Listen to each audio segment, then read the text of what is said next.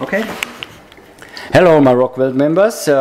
Tonight we are sitting here with Warren Haynes, the founding member of Mule, and they are playing tonight in Munich a great, maybe one of the legendary 3-hour concerts or something. So, welcome in Munich, Warren. Thank you. Glad to be back. Very good.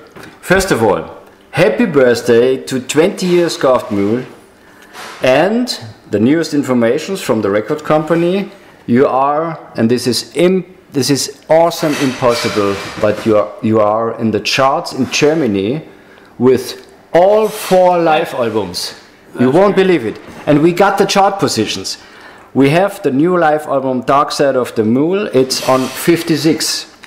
The Skull Mule is on 37.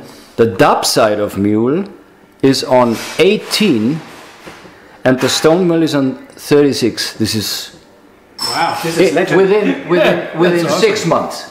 Yes, and this is great. So please give us a brief history of the last 20 years from your side of the view. What has changed, and is there any specific high point that you love to remember? Well, in 1994, we did a few shows as Government Mule, not very many shows.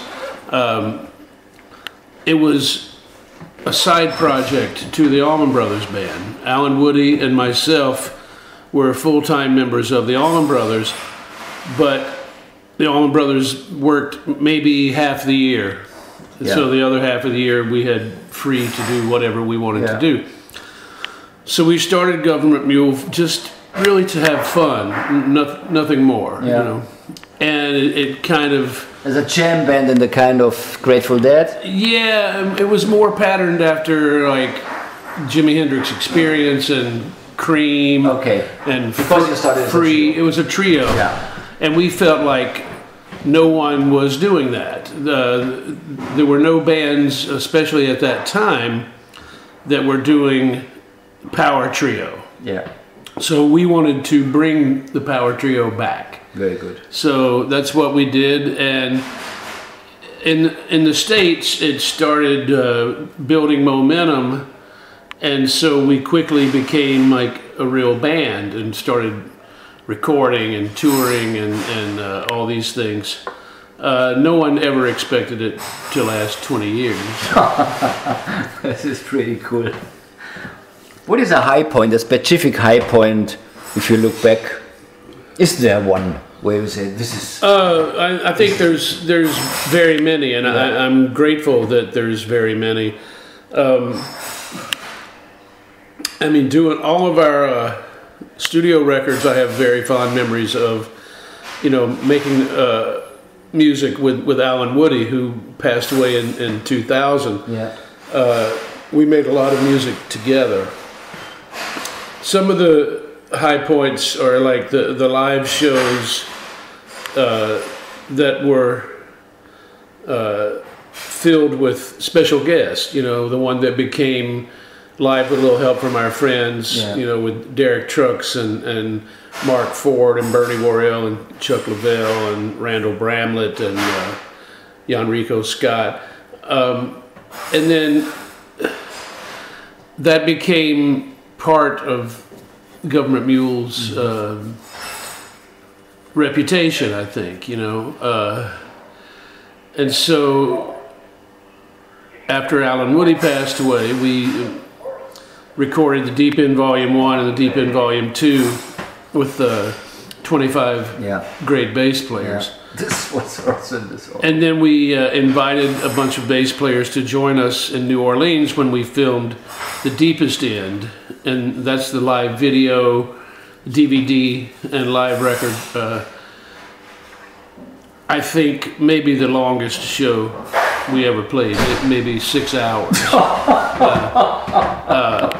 But many special guests, you know. Of course, the shows with John Scofield from 1999, the Skull Mule shows, were highlights, and I'm very glad that they're finally released to the public, because and I think this is really a great record because it sounds awesome, fresh, and it's totally instrumental. Yes. So it's on the highest point of getting a band together and just jam like in the jazz tradition, which is I love a lot. Yes. And I know John Scofield from the times when he started with jazz and also with Billy Cobham. I know him from Billy Cobham from the 70s. And we're all fans from his work in the 70s, you know.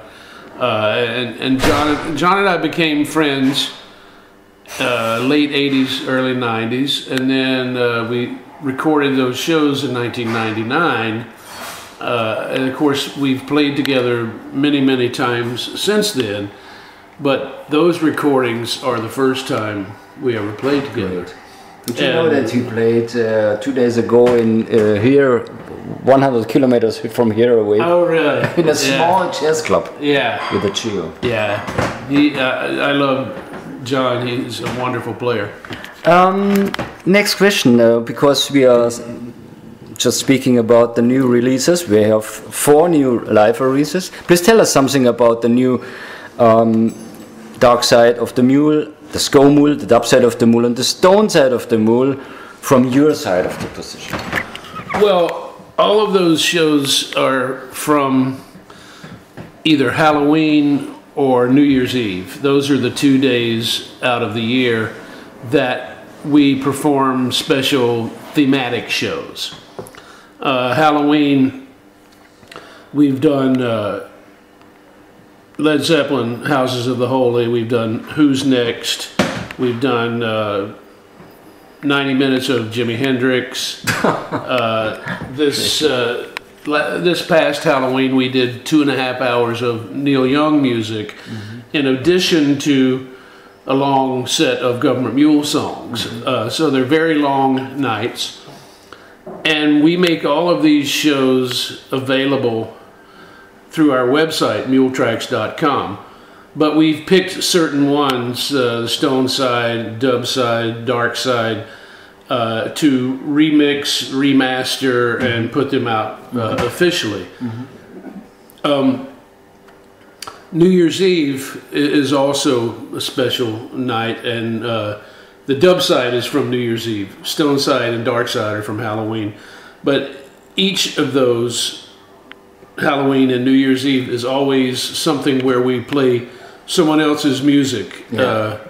Just as a tradition, you started it and now you do it. Right, and now because you love it and you can do it. We love it, but also now it's too late. The fans won't let us stop doing it. So. Which is great, because remember, all albums, all 4 new live albums are in the charts. This is unbelievable. At the same time? At the same time, yeah, that's nobody great. can do that. That's great. With live albums. Normally not with live albums. Yeah. But you have it with live albums. This is legend. That's very cool. Speaking about that, that there are many bands that have tried what you have done as a jam band and just haven't found the demand from the audience. What do you think is the reason for that? I don't know, because every decision that we've made as a band has been only based on what we want to do. We're never thinking about what would be popular or what would sell the most. You do that what you love to do. Yes, and I think we are very lucky that way.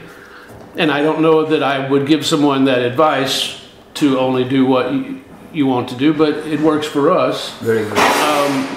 But also, I believe, I think we are half jam band and half rock band. We're very different from the other jam bands in the way that we're coming from very much from a rock tradition. Yeah. But we take a jazz approach or jazz philosophy to all of our music with the improvisation and the open-mindedness of it. Maybe that's the key. Maybe. Yeah. What can we expect from the show tonight? Are there any surprises or special set list? I always look to see what we played the last time, and I think we've only been to Munich twice before. So I looked at both set lists, really? and then make sure that we play something entirely different. But this is cool. And it also is different from the last show and the show before that and the show before that. So I think our last show was maybe Lentz, and before that, every show since for the last 3 performances, it'll be different from those shows as well. Cool. But also, I think since we don't play Europe so often, it's important to play a little bit of every era of government Mule. So we won't concentrate so much on the new record as everything. Yeah, very good.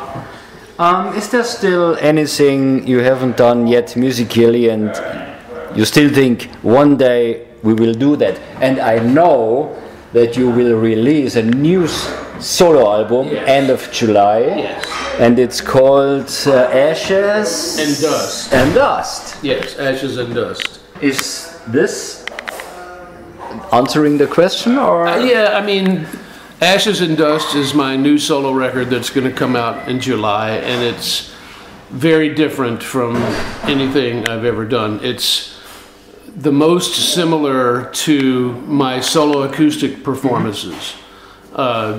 All the songs are coming from that kind of direction. Oh, great. But there's a lot of acoustic instrumentation, mandolin, fiddle, banjo, upright bass. Oh, cool. Although I'm playing mostly electric guitar, I'm playing a lot of slide guitar, and I'm playing a lot of jazzy, hollow body guitar, very clean sound. It's very much influenced by folk music and Appalachian music and even Celtic music, which is very big in North Carolina, where I'm from. That music is extremely popular. So I've been exposed to all these types of music since I was a small child, and I grew up playing with acoustic musicians and bluegrass and singer-songwriters. Cool. Yeah, that's cool. What kind of music or what kind of hero made you starting a music career? My first hero was James Brown, because I was only singing. I had not started to play guitar yet. I started singing when I was 7 or 8 years old. I was also hearing the Beatles and the Rolling Stones, but most of the music that we were listening to in my house, which because of my 2 older brothers, was soul music. Cool. And then eventually, when I heard Jimi Hendrix and Cream and Johnny Winter, that's what caused me to want to pick up the guitar. But I didn't want to stop singing. I just wanted to play guitar and sing and combine those 2 things together. So it's always been equally important to me to explore all the different sides of my musical influences. So maybe we can expect on a Halloween in the year 2030 a 90 minutes concert with James Brown songs. Well, actually the Warren Haynes band did a Halloween show of James Brown in 2011. This is cool. Yes. Already did. Yes. Warren. And one of Sly and the Family Stone as well. Oh, this is awesome. I loved it. Yeah. There's a new Sly and Family Stone record out, a live record from the Fillmore. You should get it. It's awesome. I love it. Please tell us a secret about Governor Mule or yourself that nobody knows. A funny turbo secret or anything.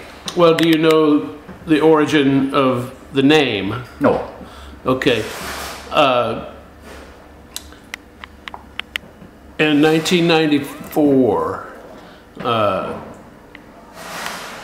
myself and Alan Woody and Matt Epson started playing together.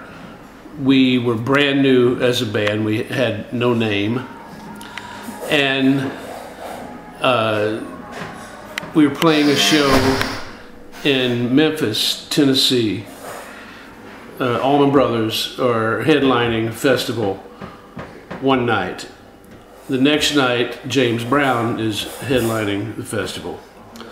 So the band traveled on our day off to Atlanta, but Alan Woody and J-Mo, the drummer in the Allman Brothers, stayed behind to see James Brown. During the show, James Brown was waltzing with his wife, and she had a very big ass. Right? I know what's coming. And so J-Mo pointed and said, "Government Mule." Understand. In Mississippi, which is where J-Mo is from, government mule is a slang term for a woman's big ass. So, I think.